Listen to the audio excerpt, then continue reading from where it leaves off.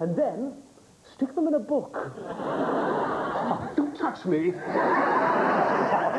I am the king of hobbies. No one could ever do hobbies as well as I can. Goodbye, you hobby idiots!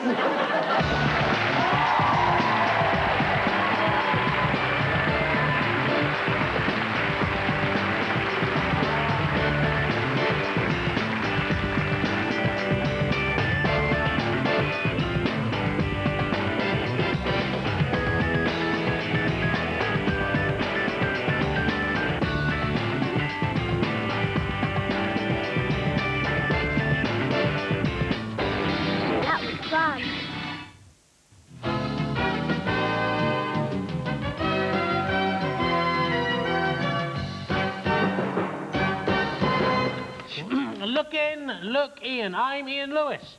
And I am Ian Ketterman. And you're watching Ian News, catering for all your Ian needs since February the 23rd, 1996. The first Ian News was not a rating success, so we have tried to make the Ian News exciting by the Ian introduction of our cuddly friends. That's right, Newsy, Ian Paisley. Ian News. Since the last Ian News, Tory Ian Lang, has brought joy to Ians worldwide by successfully defending the government over the Scott report.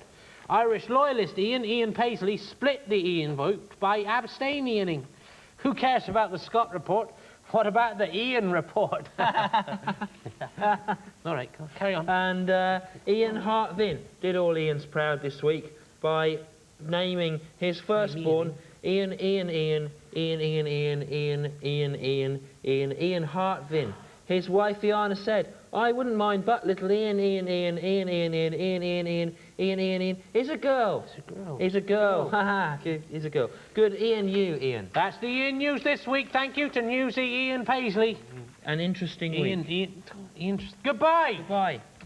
I like that bit you did about the Scott report, the Ian report.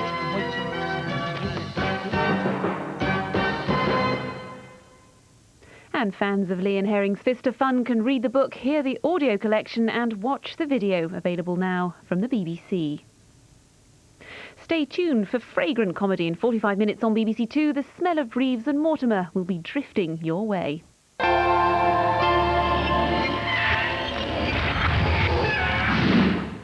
As new facts emerge. I have information Richard Cross is innocent. I was with him last Wednesday night when he went to that girl's apartment. Her eyes were wide open, looking straight at us. Interesting. Mr. Cross used those words exactly. In light of Mrs. Nichols coming forward with this new information, we're going to dismiss these charges. The search for Jessica's killer continues. I was confident that my innocence would be proven. The cops came to my house, and they said I was under arrest for killing Jessica. I swear to God, I didn't kill her. Murder 1, Tuesday, 9 o'clock on BBC Two.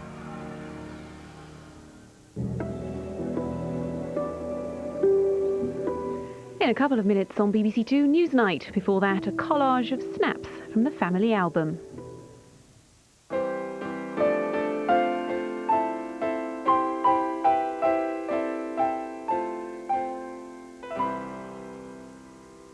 This is the story of my family. We come from India to this country.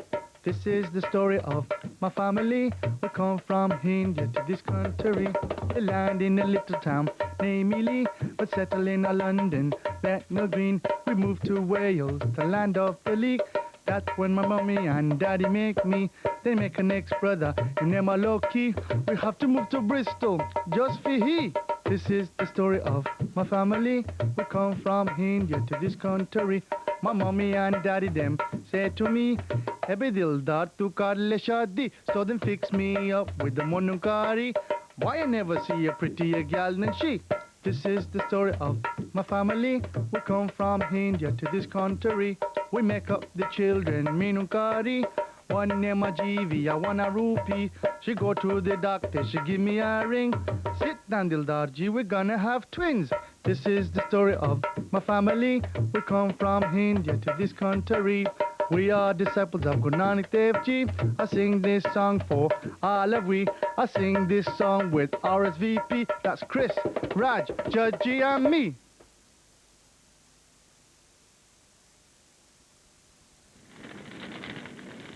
What happened to that lad that marched to London? Eh? He got taught a lesson he never forgot. Felix was one of the best. Oh, one of the very best, your dad. He got up on his hind legs and he shouted, "Come on! Do something useful!" Why, when there's so much to be angry about, why do you get angry with me? Oi! You might have it up there, Nicky. But I've got it down here. Now I know why they call it the Mafia of the Mediocre. That's the right place for you, Dad. I am not mental! Blizzard stopped when I was with her. When it was just me and her. These are hard times for the little people. So nothing had changed? No. I had. For the Times of Our Lives, Our Friends in the North concludes Monday at 9 on BBC Two.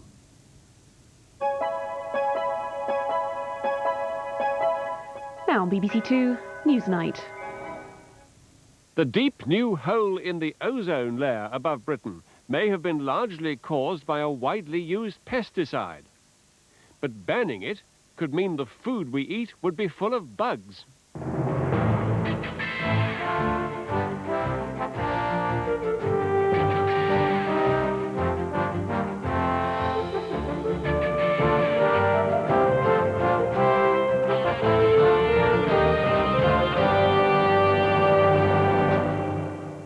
Good evening. They used to blame aerosols for damaging Earth's atmosphere, but now scientists are targeting a substance that kills insects in food. The need for urgent action is heightened by this week's discovery of a new hole in the ozone layer above Britain. President Clinton's advisor on the environment tells us he wants a ban within 4 years of the pesticide that an industrialist tells us is vital for food production. Can members of Parliament strike a balance between the two interests? Also tonight, can the third interest rate cut in 4 months revive the feel-good factor that the government is desperate to restore before the election? With the Chancellor telling us we'll never have had it so good, how will the Labour leader, who is setting out his stall in Scotland today, be able to retain his lead on the economy? His shadow Chief Secretary is with us. The fast-developing story of a hijacking tonight, the hijack of a plane over Turkey, which has now been ordered to land in Munich and has just landed there, may be the work of supporters of the Chechen rebels who are fighting a fierce street battle with the Russians in Grozny. And what was the sister-in-law of the executed Ogonai activist Ken Saro-Wiwa doing in Jersey? And why was she barred from attending the meeting between members of the island's parliament and Shell? The ozone layer protects human beings from the sun's ultraviolet rays that can cause skin cancer and cataracts. And this week, scientists registered the thinnest ever levels of ozone above Britain. Now, some of them are now demanding urgent action and pointing the finger at a gas known as methyl bromide, which may be doing even more damage than the aerosols that have now been banned. Susan Watts investigates. Scientists monitoring the Earth's protective ozone shield say this week has seen the worst damage ever over Britain. Pollution and unusually cold temperatures in the upper reaches of the stratosphere have joined forces to produce a thinning of the ozone layer that has shocked even the most conservative of scientists. They had expected some improvements by now after global treaties agreed to limit the use of ozone-depleting chemicals. It is something quite strange. Do we understand it? Well, yes, we understand that part of it is due to natural variability. We've had particularly low temperatures in the stratosphere for 2 successive winters. We've had also some rather unusual weather situations which also forced low temperatures. But we can be quite sure of one thing, and that's that these records would not have been broken if there had been no industrial chlorine or bromine in the atmosphere. The first severe ozone destruction was detected over the Antarctic in the mid-1980s. The chances of similar holes over the Arctic or populated regions of the Northern Hemisphere has been the subject of heated debate and much monitoring. What's been found is substantial losses in recent springs. Last year's was the worst ever. This year, ozone readings at Britain's 2 monitoring stations have been way below average for the whole of February, reaching record lows from Cornwall to Scotland over the past 10 days, and dipping to an all-time low on Tuesday. Destructive chemicals rise slowly to the ozone layer, some 10 to 18 miles above the Earth's surface. This protective layer absorbs harmful ultraviolet B radiation from the sun. Thinning lets these rays through, which can cause skin cancers and cataracts in people and affect crops and important ocean food chains. What's really worrying ozone scientists is the exceptionally cold temperatures at high altitudes in the past 2 winters. These, combined with man-made climate change, resulted in this week's readings over Britain. What's not yet clear is whether the cold temperatures are a natural change or a knock-on effect of man's activities, either long-term cooling that follows ozone destruction or a reaction to changes in the lower atmosphere caused by global warming. But scientists have seen enough to call for action now. They say the fastest and most effective way of dealing with the new thinning is to turn attention to a chemical pesticide called methyl bromide. This has an almost immediate effect on the ozone layer. The ozone issue is particularly irritating in this sense. It's really a simple technical problem, which mainly is in the hands of the big chemical companies. It's not a question, as it would be, for example, of clearing up ozone production at ground level, where we've got to ask people to use their cars less, to make sacrifices and that sort of thing. What we're really asking for in this case is just to get rid of one chemical, which, although it's very attractive, is not really necessary, and which there are cheaper ways of doing the same thing. The public heeded warnings from scientists before. Ozone-friendly products line the supermarket shelves. Now they'll be told of this new chemical villain. We're all being encouraged to eat healthy foods, but fruit and vegetable production uses methyl bromide to keep down pests by fumigating crops and the soil they grow in. Methyl bromide is a truly unique chemical, and we've been trying for years to try and find a viable alternative, and we can't find one. Now, if we don't have methyl bromide, it means that in some cases, people are going to have to get used to having insects in their food. Anglesey is home to one of Britain's methyl bromide plants, one of the world's biggest producers of the chemical. Methyl bromide is extremely potent. It destroys household pests successfully, but is also 50 times more destructive to the ozone layer than CFCs. Britain has done little to limit its use. Other European countries have already banned it. The Dutch, despite their heavy dependence on agriculture, have found alternative approaches such as artificial soil and steam sterilising in greenhouses that use no methyl bromide at all. But the ban is not all good news. There are many houses in Holland with wooden interiors that are infested with woodworm. And unfortunately, because we can't fumigate them with methyl bromide, there's nothing we can do. So we have literally insects coming out of the woodwork in these houses, and we just have to stand by and watch it. So far, scientists have concentrated on limiting the long-term damage caused by widespread use of CFCs. Getting political agreement is not easy, and recent attempts to limit methyl bromide have proved no exception. There is already pressure to relax bans in place on CFCs. This week's evidence shows the problem has not gone away. The room for complacency is limited. Well, that was Susan Watson. I'm joined now by Colin Smith to give industry's view. He's a representative of the British Pest Control Association. Michael Stevens, a Conservative member of the Commons Committee on the Environment. And from Washington, we're joined by Senior Environmental Advisor to President Clinton, Bob Watson, who was head of the ozone program at the National Space Administration as well. Bob Watson, how dangerous do you think this methyl bromide is?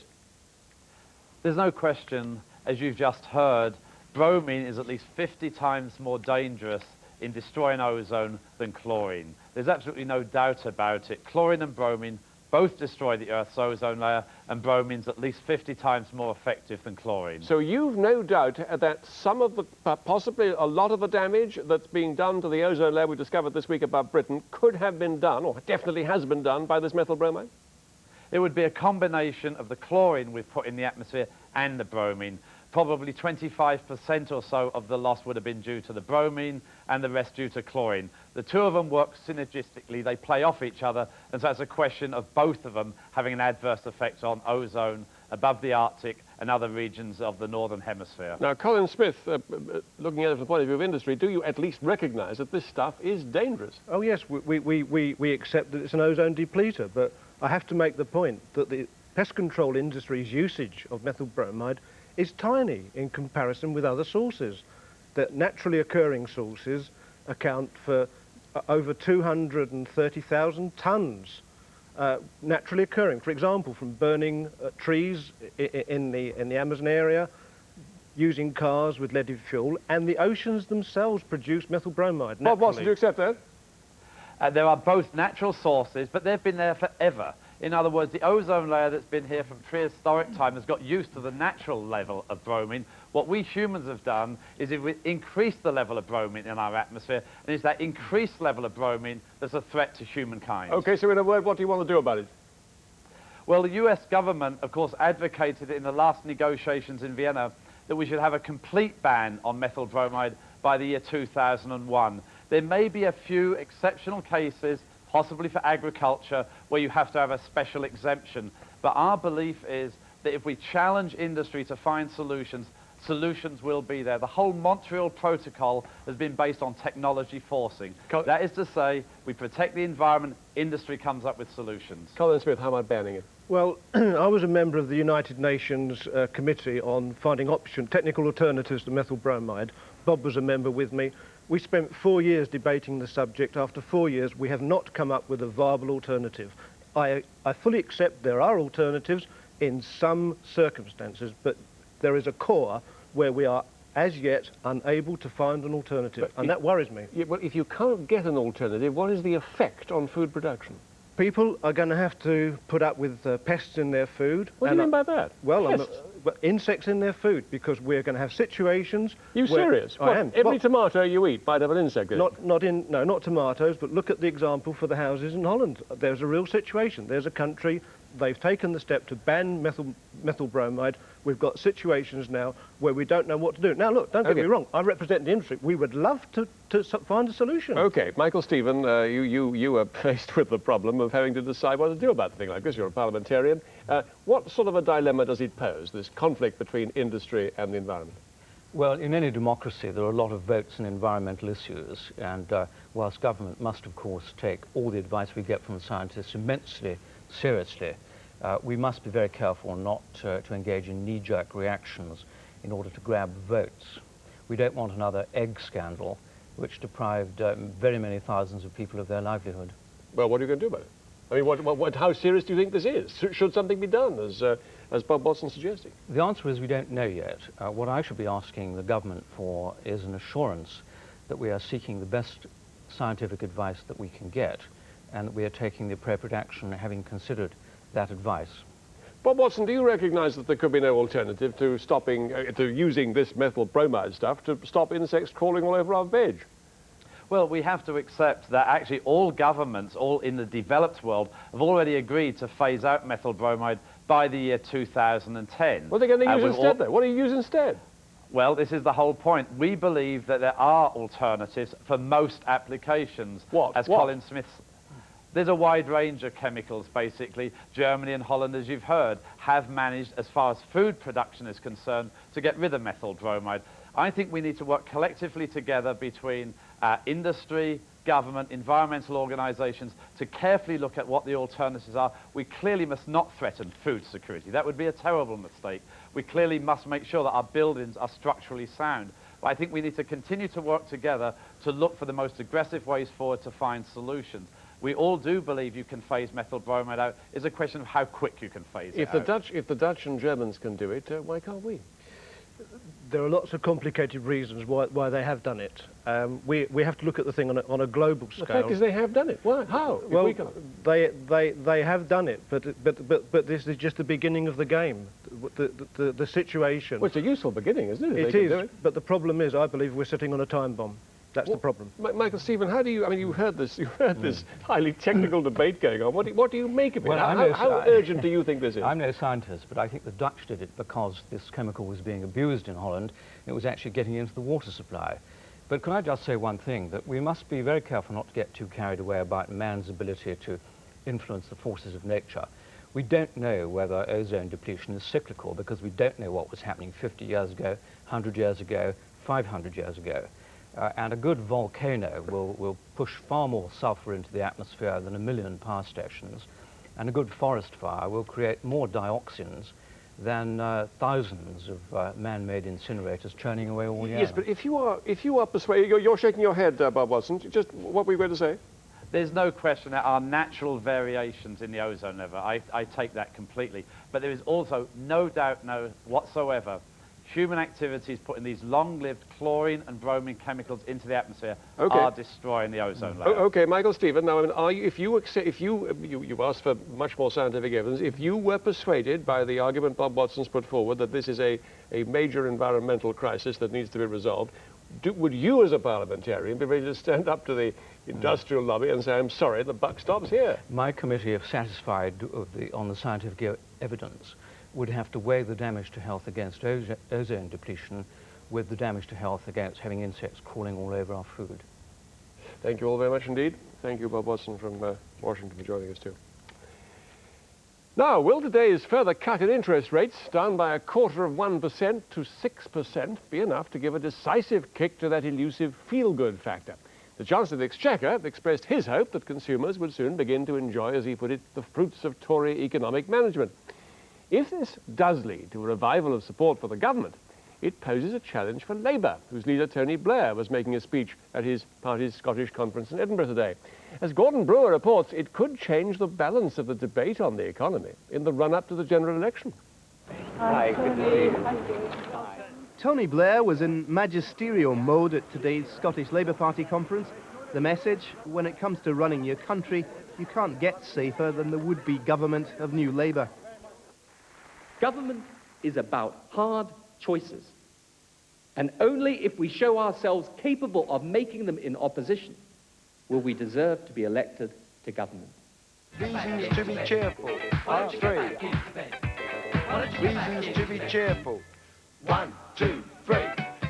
Meanwhile, Ken Clarke was in London finding reasons to be cheerful about the economic policy of a real government. It was his third decrease in interest rates in 4 months. Reasons to be cheerful. Part 3. His message, if you want a feel-good factor, you don't need Labour. You've got it already with the Tories. What I want to see is not a consumer boom, but I do want to see a year in which people feel better off, their family finances are getting sound again, they are feeling more secure in their jobs, and they will spend what is required to get the kind of growth the economy is, I think, now poised to enjoy. It's a problem for Labour. On Tuesday, Tony Blair was out and about among homeowners, saying the Tories were the party of negative equity and broken dreams. By Friday, we had the lowest mortgage rates for 30 years and growing optimism about house prices. Look, he goes in here. Tina Hackett and her husband are feeling good. They've been unable to sell their house because they couldn't pay off the mortgage. Now it's on the market. It's a lot healthier now. Before we've had the negative equity, so we put it on the market a couple of years ago, but it just wasn't realistic to sell at that time because we'd have to pay so much back to the building society. So we decided to wait a couple of years and really see how it goes, and now we feel that the climate's better. We're in a position to move now, so that's why we decided to go ahead and do it. Of course, many other people still can't sell, but things are improving, and some within Labour's own ranks say there's no point in ignoring that. I think it is going to be here by the second half of 1996, definitely. I've talked to people and they're beginning to feel a reduction in their mortgage payment already.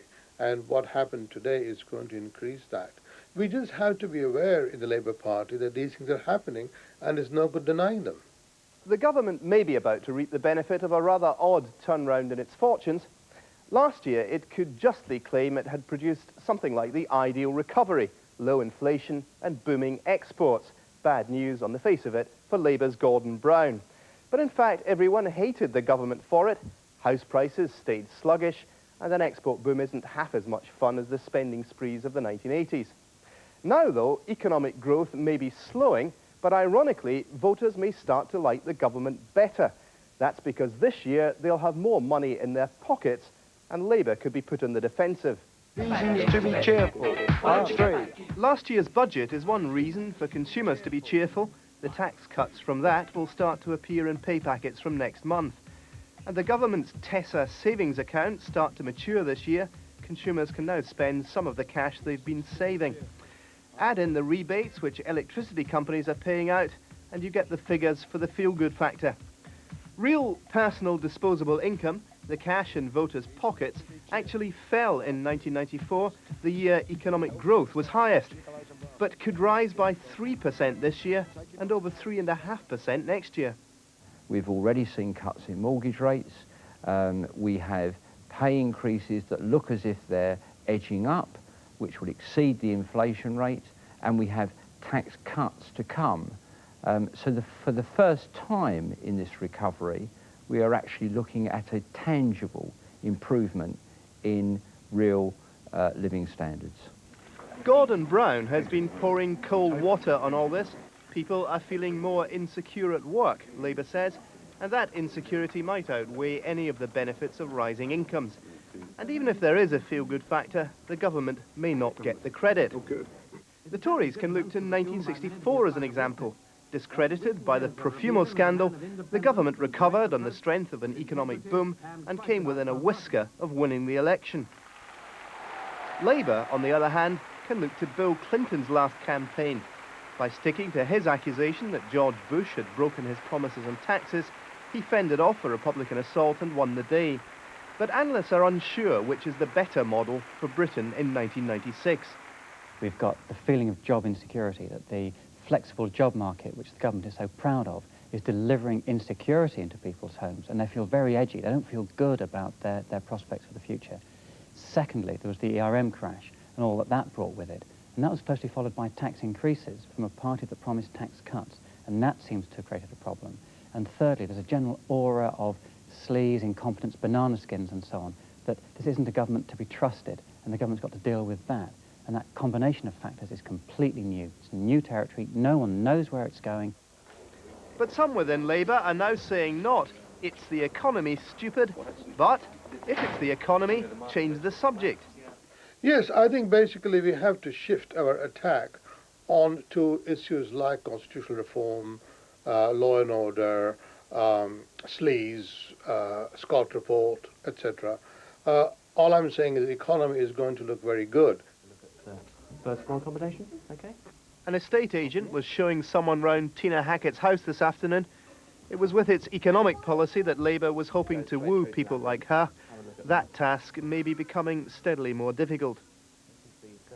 Well, that was Gordon Brewer. I'm joined now by the Shadow Chief Secretary to the Treasury, Labour's Andrew Smith, who joins us from Oxford. Mr. Smith, is Labour ready to swallow its natural political instinct to say that all is wrong with the economy and admit that things are going rather well? Well, I certainly hope things do go better because people have suffered terribly. It's not a question of hope, is it? I mean, they are, aren't they? It's not hope, they are, aren't they? We want people to be better off. After all, last year they saw the worst fall in living standards for 14 years. But what people won't forget is the betrayal by this government of all those promises they made before the last election. They were going to cut taxes year on year, and instead people saw the biggest tax increase this century. People aren't going to forget that, nor are they going to forget the job insecurity. 8.5 million people have had a spell of unemployment since the last general election, and we still have 1 million people with negative equity. So I hope things get better, but it will take a Labour government with the policies for investment, skills, getting people off benefits and into jobs to build lasting economic success, which is what this country needs. Yeah, but Mr. Smith, if Lord Desai, one of your own peers and a leading professor of economics, if he can say that things are going well now, not that he hopes they will go well, but they are going well now, why can't you say it? Well, Lord Desai is an academic economist, and with all due respect to him... Labour peer, a Labour peer. And a peer, and I think he's out of touch with what people are really saying and feeling. Before I came on this programme, I was talking with constituents in the Blackbird Leys Community Centre, and they were telling me that they are worried about jobs, they're worried at the fact that taxes, prices, rents are still going up, and they said...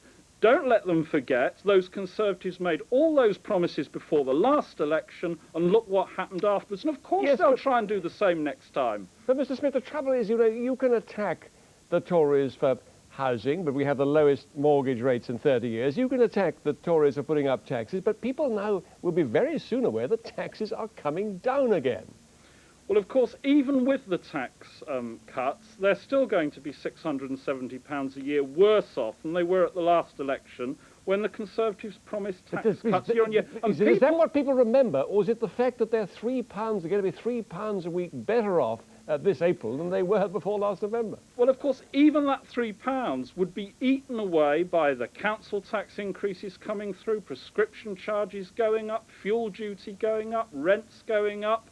It's never ending, and people feel insecure, and they know that the Conservatives first of all said there was going to be an export-led recovery, then they said it was going to be an investment-led recovery. Now we have Kenneth Clarke telling us it's going to be a consumer-led recovery. What worries them is that the Conservatives have so failed on the economy that any recovery will not prove sustainable, and what we'll see, as we've seen before, is tax cuts and promises of tax cuts before an election, some recovery and feel-good factor before an election, and then tax increases, broken promises, and back in recession after an election with the Conservatives. And people understand, as Tony Blair was saying today, that with Labour they will get honest, straight government facing up to the hard choices which confront this country, with policies for lasting economic success, and that they can trust Labour where they can never ever trust the Conservatives again. Right. Well, now, Mr. Smith, you said exactly what Mr. Blair said today, but what he didn't say is what he's actually going to do. He said that he's going to tell people what he's going to do, but he hasn't yet told them what he's going to do. Now,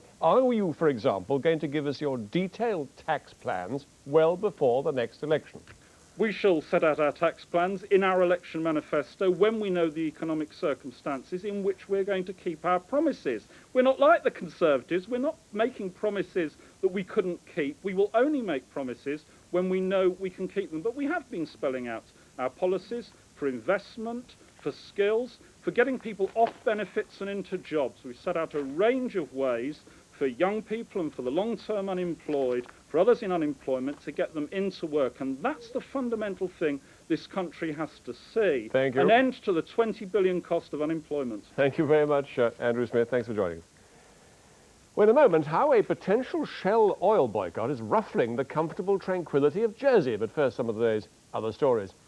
Within the past half hour, a hijacked Turkish airliner with 109 people on board has landed in Munich. The plane was seized and diverted by hijackers shortly before it was due to land in the Turkish city of Istanbul. Alenka Frankel has been following tonight's developments. The Cyprus Turkish Airlines Boeing 727, which landed briefly for refueling at Sofia Airport in Bulgaria, is said to have 4 hijackers on board. They're believed to be Chechens of Turkish origin. The Istanbul-bound plane took off from Nicosia Airport in the Turkish part of Cyprus at 5 p.m. but shortly before landing was diverted to Sofia in Bulgaria. It took off again at around 9 o'clock, bound for Munich. The plane is said to be carrying 101 passengers, including 1 Briton, 47 Turks, 33 Turkish Cypriots. It waited in Sofia on the tarmac for an hour, where police and security forces surrounded it, and the Turkish ambassador attempted to negotiate with the hijackers. The hijack came after another day of heavy fighting in the devastated Chechen capital Grozny, where Russian troops have again sought to flush out Chechen rebels who still, after 15 months of civil war, control parts of the city. If tonight's hijack is indeed the work of Chechen rebels, it bears striking similarities with the seizure of a Turkish ferry in January this year, when Chechen fighters threatened to blow up 170 passengers in the Black Sea unless Russian troops stopped their attack on the Chechen rebel village of Pervomaiskoye, where Chechens were holding over 100 Russian hostages. On that occasion, the hijackers surrendered after 4 days, but not before Russian troops inflicted heavy casualties. Police in Munich have now surrounded the plane, which is parked in a remote area of the airport. Turkish officials say the hijackers have now promised to release the passengers.